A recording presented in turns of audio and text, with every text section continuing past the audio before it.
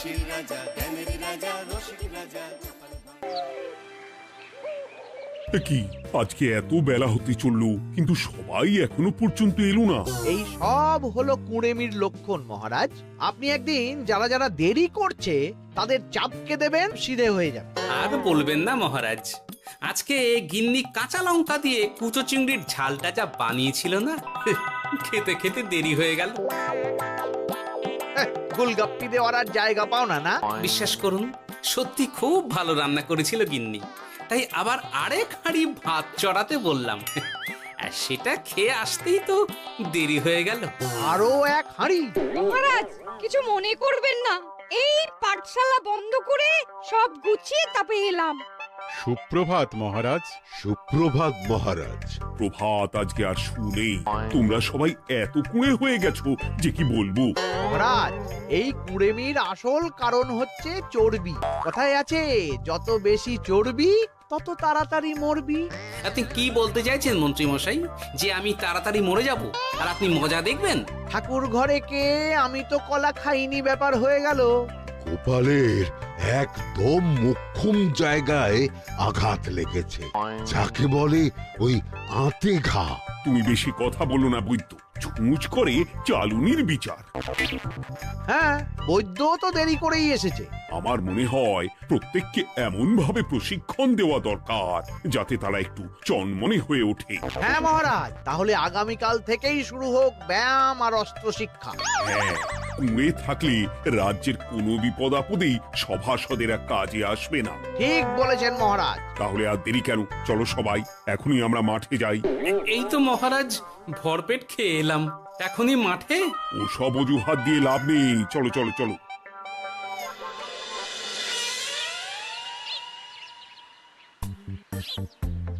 এবার সবাই সারিবদ্ধভাবে দাঁড়িয়ে পড়ো। কি গোপাল কোথায়? মহারাজ, গোপাল আপনার পিছনে দাঁড়িয়ে আছে, চুপি চুপি। এই গোপাল, যাও যাও, মাঠের মাঝখানে গিয়ে দাঁড়াও। এই চাঁদি ফাটা রোদে কেন মহারাজ সুস্থ শরীরকে ব্যস্ত করছেন? এসব বাজে কথা শুনতে চাই না। শুয়ে বসে থেকে শরীরের কি অবস্থা করেছো? শরীরের নাম মহাশয়, যা সবে তাই সয়। তুমি যাবে না, তোমাকে এক্ষুনি বরখাস্ত করব। কি জ্বালা! যেখানে আমার সব কাজ বুদ্ধি দিয়েই হয়ে যায়, সেখানে গায়ের জোরের কি দরকার? হ্যাঁ, এই গোপাল, আমি 1 থেকে 3 অব্দি গুনবো, তারপরে সবাই এই মাঠের ধার বরাবর 5 বার পাক দিয়ে দৌড়বে। ঠিক আছে মহারাজ, আমি প্রস্তুত। আমি রোগা পটকা আছি, কোনো সমস্যাই হবে না। হয়ে গেল। সবাই প্রস্তুত? 1 2 3। কি হলো গোপাল, দৌড়াও দৌড়াও। মহারাজ, এর থেকে বেশি জোরে পারবো না। আই, কে আছো? একটা কঞ্চি দাও। এই সেরেছে। বেশ হয়েছে, বেশ হয়েছে। ব্যাটার এবার চর্বি কমবে। কি হলো গোপাল, হ্যাঁ হয়ে গেল? হ্যাঁ?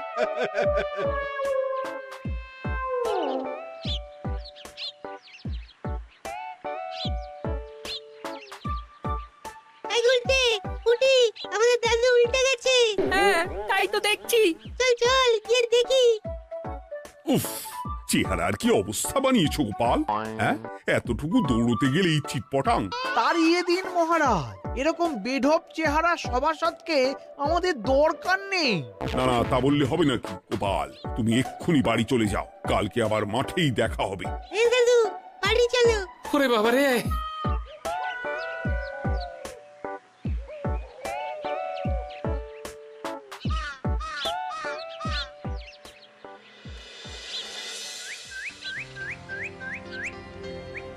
আরে ধুর ছাতার মাথা, তখন থেকে জল খেয়েই চলেছ। কি হয়েছে সেটা বলবে তো? শরীর চর্চা হয়েছে, শক্তি খরচা হয়েছে, আর পারছি না। উফ, বাপরে বাপ, কি পায়ে ব্যথা। এই জন্যেই আমি বলি বাপু, একটু বপুটাও নড়াও, কিন্তু কার কথা কে শোনে? ওরে বাবা, অকারণে সুস্থ শরীর ব্যস্ত করবো কেন বলো তো? বেশি নড়াচড়া করলেই আয়ু কমে যায়। তোমার এই বাজে কথা কোন শাস্ত্রে লেখা আছে শুনি? শাস্ত্রে কেন যাব, বাস্তবে জলজ্যান্ত উদাহরণ আছে। আমি মানতে পারছি না। হুম, মানতে পারছি না বললে তো হবে না, তোমাকে মানতেই হবে। বেশ, প্রমাণ করো। আমি যদি তোমাকে প্রমাণ করে দিতে পারি, তাহলে আজ থেকে বাড়ির বাজার দোকান করার দায়িত্বটাও তোমাকেই নিতে হবে। দিদা, তুমি তো ফেঁসে যাবে, দাদুর সঙ্গে বাজি লড়বে না। এই বাদ দে তো, তোর দাদু আগে প্রমাণ করুক যে বেশি নড়াচড়া করলে বয়স কমে। হ্যাঁ তাহলে বাজি? হ্যাঁ বাজি। আচ্ছা ঠিক আছে, বেশ। তুমি একটা পশুর নাম বলো তো, যারা খুব তাড়াতাড়ি দৌড়য়। ঘোড়া, হরিণ, চিতাবাঘ আরো আছে। আচ্ছা, এবার সবচেয়ে আস্তে আস্তে কোন পশু চলে, এরকম একটা পশুর উদাহরণ দাও। কেন, কচ্ছপ? এই তো পেয়ে গেছে উত্তর। এবার তুমি বলো তো, কচ্ছপ কত বছর বাঁচে, আর ঘোড়া, হরিণ, চিতাবাঘ এরা কত বছর বাঁচে? চিতাবাঘ, ঘোড়া কেউই 30 বছরের বেশি বাঁচে না, কিন্তু কচ্ছপ 300 বছরও বেঁচে থাকে। হেরেছে, হেরেছে, আমার বউ হেরেছে।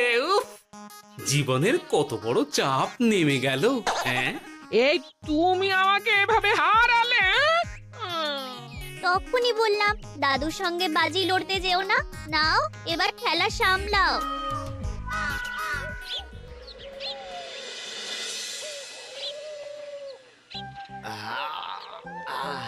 আরো ভালো করে মালিশ কর। আজকে ছোটাছুটি করে পা দুটো বেশ ব্যথা ব্যথা করছে। কালকে তো আবার অন্য পরীক্ষা। আরে আমার হালকা চেহারা আছে, সব সামলে নেব। কালকে তো অস্ত্র চালনা হবে, কালকে আমি কাঁপিয়ে দেব। কাঁপাতে তো হবেই মন্ত্রী মশাই। আমরা আপনার শরীরে এমন ঘষা মাজা করে দেব না, মনে হবে আপনি না একটা জলযন্ত্র অস্ত্র চালনা করতে যাচ্ছে। বাস এই তো চাই। বাবারি, আস্তে আস্তে। আরে বাবা, আপনার তো ইস্পাতের শরীর, ভাঙবে তবু মচকাবে না। চিন্তা করছেন কেন? ভয় পাবেন না, ভয়কে জয় করতে হবে। আরে আরে আরে, তোরা আমার কথাটার সাথে করছিসটা কি? মানুষটা মরে যাবে তো। চিন্তা করো না গিন্নি। বাবা, ওরা বলেছে আমার ইস্পাতের শরীর, ভাঙবে তবু মচকাবে না। একবার এই বুড়ো বয়সে হাত পা ভাঙলে কি সামলাবে শুনি? মন্ত্রী মশাই, আমাদের বকশিসটা দিয়ে দিন, আমরা কেটে পড়ি। বাবারে বাবা, দিচ্ছি, এনে। এত খাটানোর পরে এতেই এখন খুশি থাক। হ্যাঁ,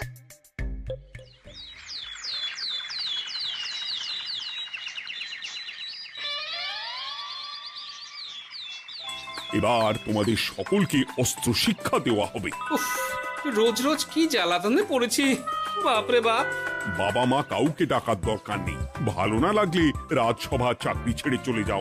মহারাজ, এটা তো উচিত নয়। যে যেটাই পারদর্শী তাকে সেটাই করতে দিন না। একটা বাঁদরকে যদি আপনি বলেন শিকার করে মাংস খেয়ে দেখা, সে কি পারবে মহারাজ? মহারাজ, গোপাল একটু বেশি কথা বলছে, ওকে আপনি বের করে দিন। আমি তোমার কথায় গলবো না গোপাল, তোমাদের সবাইকে এখন অস্ত্র শিক্ষা শিখতেই হবে। কর্তার ইচ্ছায় কর্ম, এখন তো আমার আর কিছুই বলার নেই। তাহলে আর দেরি কেন, তোমরা সবাই একটা করে ঢাল আর একটা করে তলোয়ার তুলে নাও।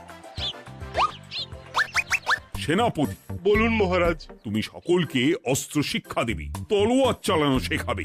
এক এক করে প্রত্যেকে তোমার কাছে যাবে, আর এক এক করে তুমি সবাইকে তলোয়ার চালানো শেখাবে। আচ্ছা মহারাজ, তাহলে ওই সবার প্রথমে চলে আসুন মন্ত্রী মশাই। হ্যাঁ, আমি প্রস্তুত।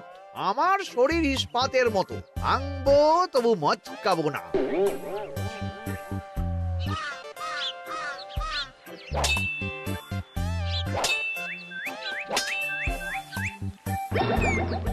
কি কেমন দিলাম? অত সহজ নয় সেনাপতি। আমি মন্ত্রী এমনি এমনি হইনি, আগে অস্ত্র শিক্ষা শিখে তবে মন্ত্রী হয়েছি। এটা কি হলো? হ্যাঁ, আপনি অস্ত্র শিক্ষায় পারদর্শী, কিন্তু আরো বিচক্ষণ হতে হবে। কারণ আজকে এই পাগড়ির জায়গায় আমি যদি তলোয়ার আপনার গলার দিকে চালাতাম, তাহলে কিন্তু আপনার এই ভবলীলা এখানেই সাঙ্গ হয়ে যেত। ঠিক আছে ঠিক আছে, মনে রাখবো। এবার বাকিদের তো ডাকো। হ্যাঁ, এরপরে তলোয়ার চালানো শিখতে আসবে গোপাল। গোপাল দাদু, গোপাল দাদু। বাবা বাবা বাবা, গোপাল তুমি আবার দল বল নিয়ে এসেছো। দেখি তোমার কত দম। গোপাল, তুমি প্রস্তুত হও। হ্যাঁ হ্যাঁ, আমি প্রস্তুত। ওরে বাবারে, এ তো ভয়ানক চাপের কাজ, আমাকে বেশ বেগ পেতে হচ্ছে। সামলাও গোপাল।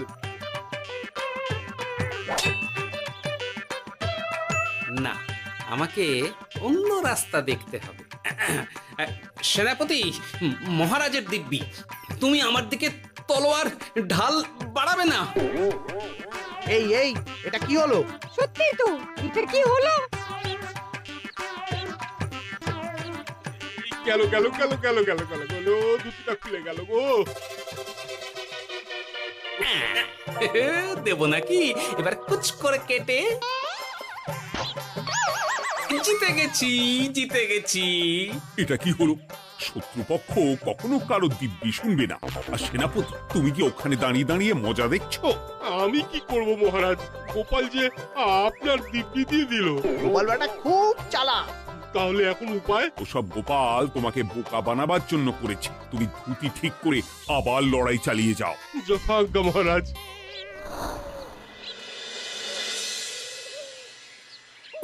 কিরে নেপলা, তোদের দিদা আমার জন্য কি রান্না করে পাঠিয়েছে রে? এই তো ভাত, আলু সেদ্ধ, এই পুঁই শাকের ঝোল আর রুই মাছের ঝাল। আর তোদের যে তোষক, বিছানার চাদর আনতে বলেছিলাম, এনেছিস তো? ওই তো দাদু, কুটির গুলটে আর বাকিরা সবাই ধরাধরি করে নিয়ে আসছে। ব্যাস, তাহলে তার কোনো চিন্তা নেই। খেয়ে একটা জব্বর ঘুম দেব, কারণ এখানে যা রঙ্গ দেখছি তাতে বিকেল হয়ে যাবে। তলোয়ার শিক্ষা আজকের মতন এইটুকুই থাক। এবার শুরু হবে বল্লম শিক্ষা। সবাই আবার আগের মতন সারিবদ্ধভাবে দাঁড়িয়ে পড়ো।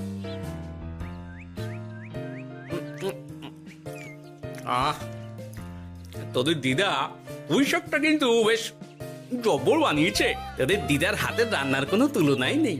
আহা, কি স্বাদ! কি গোপাল আবার কোথায় গেল? এই তো মহারাজ, আমি এখানে ওই পুঁয়ের ঝোল আর রুইয়ের ছাল দিয়ে ভাত খাচ্ছি। এসব কি মাঠের মধ্যে খাওয়া? আরে শরীরটাকে তো রাখতে হবে। তাড়াতাড়ি খেয়ে এইদিকে এসো। আসছি আসছি আসছি। এবার আমি তোমাদের দেখাবো কিভাবে বল্লম নিয়ে তেড়ে যেতে হয়। দেখান মহারাজ।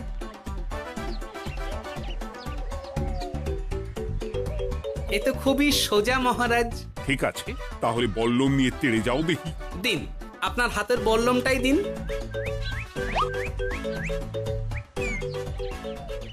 আরে আরে, গোপাল তো মাঠ থেকেই চলে গেল। আমি ডেকে আনছি মহারাজ।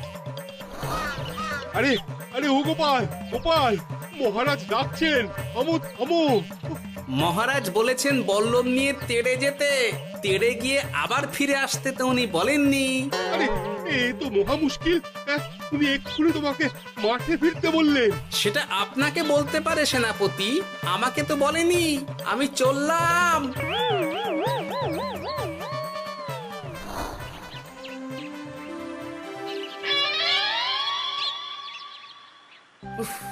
বাবারে বাবা, কি ঝক্কি!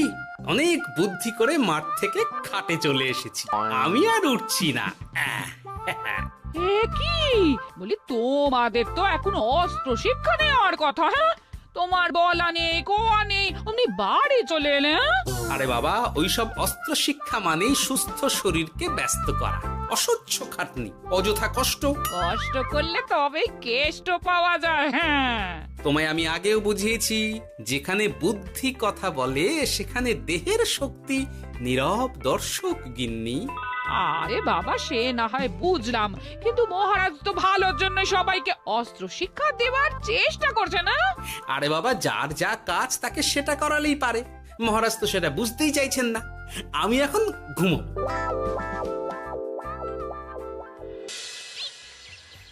দরজা খোলো গোপাল, দরজা খোলো। গোপাল, গোপাল দরজা খোলো বলছি। ব্যাস হয়ে গেল। একটু শান্তিতে ঘুমাবো তার জো নেই। দরজা খোলো গোপাল। বলুন মহারাজ। তুমি কি পেয়েছোটা কি গোপাল? রাজসভায় দেরি করে আসবে, তারপর অস্ত্র শিক্ষার সময় ফাঁকিবাজি দেবে, এভাবে তো আর তোমাকে মনে হচ্ছে রাজসভায় রাখা যাবে না। মহারাজ, গোপাল তো মুখের কথার লোক নয়, ওকে তাড়িয়ে দিই। কেন মহারাজ? আমি কি এমন মহাপাপ করেছি যে আমাকে তাড়িয়ে দেবেন? এই যে আমার কথা শুনছো না, এটাই তোমার অপরাধ। অপরাধ নেবেন না মহারাজ।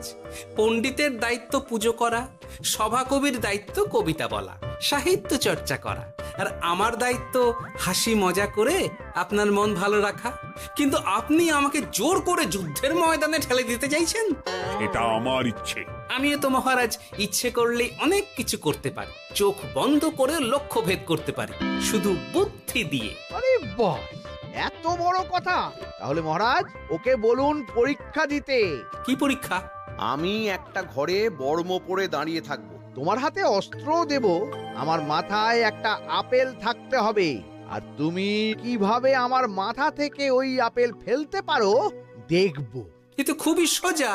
কি গোপাল, তাহলে লড়বে নাকি বাজি? হ্যাঁ, লড়তে রাজি আছি। তাহলে আজ রাতেই হয়ে যাক পরীক্ষা। যদি এই পরীক্ষায় উতরে গেলে তো ভালো, নইলে তোমার চাকরিটা গেল। গোপাল, তুমি পারবে তো? সে দেখাই যাবে। আজ রাতে তাহলে রাজবাড়িতে দেখা হচ্ছে। যদি আমি এই পরীক্ষায় বিফল হই, তাহলে আমার চাকরি আপনি কেড়ে নেবেন, আর যদি সফল হই তাহলে মন্ত্রী মশাইকে শাস্তি দেবেন। আমি নিজে সারা কৃষ্ণনগরে নাক্ষত দেব। বেশ, দেখা যাক।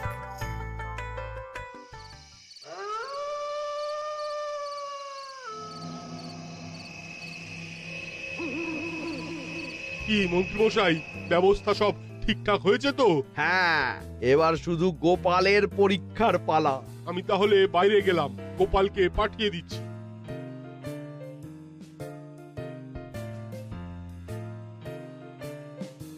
এবার যাও গোপাল, ঘরের ভিতরে যাও, দেখি তুমি কি করে মন্ত্রীর মাথা থেকে আপেল ফেলতে পারো। আপনি তো শুধু আমার চোখ ঢেকেছেন, আমার নাক, মুখ, কানও ঢেকে দিন, যাতে ঘ্রাণেন্দ্রিয়, শ্রবণেন্দ্রিয়েরও সাহায্য না নিতে পারি। বেশ, তাহলে তাই হোক। আয়, কে আছো? গোপালের মুখ, নাক আর কান ঢাকো।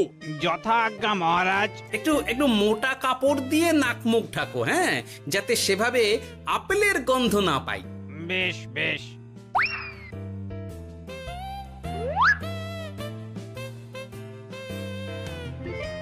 যাও গোপাল। গোপাল, এবার তোমার চাকরি গেল। এবার তুমি কি করবে? কি করবে? দৌড় ঝাঁপে ফাঁকিবাজি? হ্যাঁ,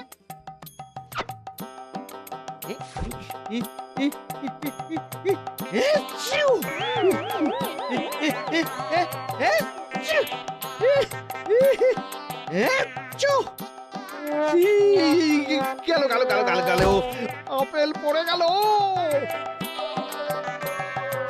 আপেল পড়ে গেল? মহারাজ, এর মধ্যেই গোপাল আপেল ফেলে দিয়েছে। ঘরের ভেতরে চলো।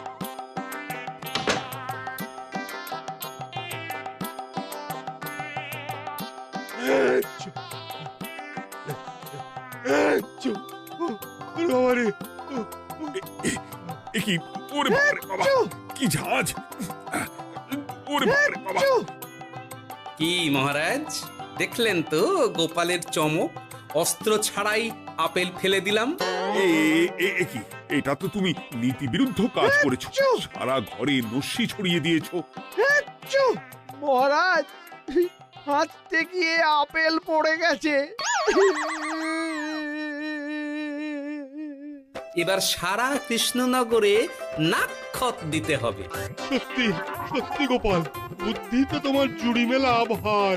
আমার নাম গোপাল ভাঁড়, একটা কথা মনে রাখবেন, কেউটে সাপের লেজে পা দেবেন না, আর গোপালের কাজে বাধা দেবেন না। যে কাজ বুদ্ধি দিয়ে করা যায় তার কাছে শক্তি ছোট্ট শিশু মাত্র। সত্যি গোপাল, আজ তুমি সেটাই প্রমাণ করে দিলে। আর আজ থেকে তোমাকে তোমার ইচ্ছার বিরুদ্ধে খাটাবো না। তুমি খাও দাও, ভুড়ি বানাও। যার যা কাজ সে তাই করবে। যেমন এখন মন্ত্রী মশাই নাক্ষত দেবেন। হ্যাঁ, ভুল করে বাজি ধরে ফেলেছি, এখন নিজেই চাপে পড়ে গেলাম। তাহলে আর দেরি কেন? নাক্ষত এখন থেকেই শুরু হোক। কৃষ্ণনগরের রাস্তা শেষ হতে হতে সকাল হয়ে যাবে।